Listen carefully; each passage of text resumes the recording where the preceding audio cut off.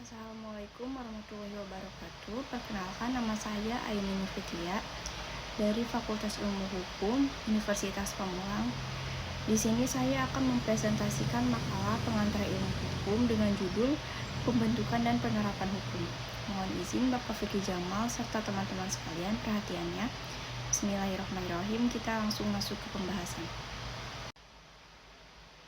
Hukum merupakan instrumen penting dalam menjaga keteraturan, keadilan, serta menjamin hak dan kewajiban setiap warga negara. Pembentukan hukum tidak hanya sekedar merumuskan norma dalam bentuk peraturan perundang-undangan, tetapi juga mencakup proses bagaimana hukum tersebut dapat diterapkan secara efektif dalam kehidupan masyarakat. Oleh karena itu, pemahaman mengenai pembentukan dan penerapan hukum menjadi hal yang fundamental dalam membangun negara hukum yang demokratis dan berkeadilan. Masuk ke rumusan masalahnya. 1. Bagaimana proses pembuatan hukum yang ada di Indonesia? 2. Apa saja prinsip-prinsip yang melandasi pembuatan hukum di Indonesia? 3. Bagaimana penerapan hukum dilakukan dalam kehidupan masyarakat? Tujuannya 1. Menjelaskan proses pembentukan hukum di Indonesia. 2. Menguraikan prinsip-prinsip dasar dalam pembentukan hukum. 3. Menganalisis bagaimana hukum diterapkan serta tantangan yang dihadapi. Kita langsung masuk bab 2 pembahasannya. A. Pembentukan hukum. 1. Pengertian pembentukan hukum. Pembentukan hukum adalah proses legislasi untuk membuat hukum tertulis maupun tidak tertulis yang melibatkan lembaga eksekutif, legislatif, dan yudikatif berdasarkan nilai-nilai dan kebutuhan masyarakat.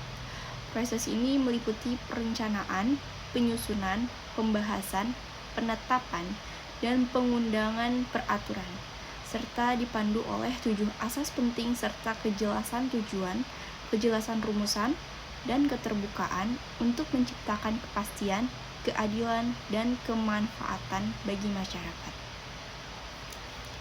Faktor-faktor yang mempengaruhi pembentukan hukum, konsep hukum dan nilai masyarakat. Dibentuk berdasarkan konsep hukum yang dianut masyarakat dan bersumber dari nilai moral, agama, kesusilaan, dan adat istiadat yang hidup. 2. Dasar hukum. Pembentukan peraturan perundang-undangan di Indonesia. Adanya Pancasila, Undang-Undang Dasar Negara Republik Indonesia 1945, Undang-Undang Nomor 12 Tahun 2011. 3. Proses pembentukan hukum. Proses pembentukan hukum di Indonesia umumnya melalui 5 tahap utama. Ada perencanaan, penyusunan, pembahasan, pengesahan atau penetapan, juga pengundangan. Proses penerapan hukum tidak hanya sekedar menggunakan undang-undang, melainkan melalui tahapan yang sistematis, yaitu 1. Identifikasi norma hukum. 2. Interpretasi hukum. 3. Aplikasi hukum. Dalam penerapan hukum, terdapat asas yang menjadi landasan utama agar hukum tidak disalahgunakan, yaitu 1.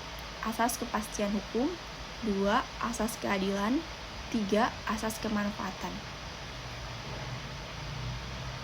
Penerapan hukum tidak dapat terlepas dari lembaga dan aparat penegak hukum. Antara lain ada polisi, jaksa, hakim, advokat. Nah, problem pada pembuatan peraturan perundang-undangan, banyaknya peraturan perundang-undangan yang saling bertabrakan satu sama lain dan tidak adanya korelasi yang signifikan atau tidak lengkap menjadi problematika. Mengingat banyak pembuatan perundang-undangan yang bukan berdasarkan pada Undang-Undang 1945, tapi berdasarkan pada kepentingan penguasa untuk melanggengkan kekuasaannya ataupun pesanan elit yang akhirnya membuat perundang-undangan dibuat sebagai komoditas pada akhirnya. Kita langsung masuk ke kesimpulan. Partisipasi masyarakat dan arah masa depan. Peran masyarakat ini sangat penting ya. Kesimpulannya adalah bahwa partisipasi masyarakat yang bermakna dalam proses pembentukan peraturan sangat krusial untuk memastikan bahwa produk hukum yang dihasilkan sesuai dengan kebutuhan dan nilai-nilai masyarakat.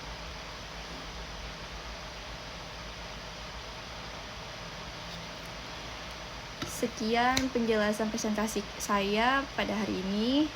Terima kasih atas perhatian teman-teman juga Bapak dosen. Mohon maaf bila ada salah-salah kata atau ada banyak kurangnya karena saya juga masih belajar. Terima kasih.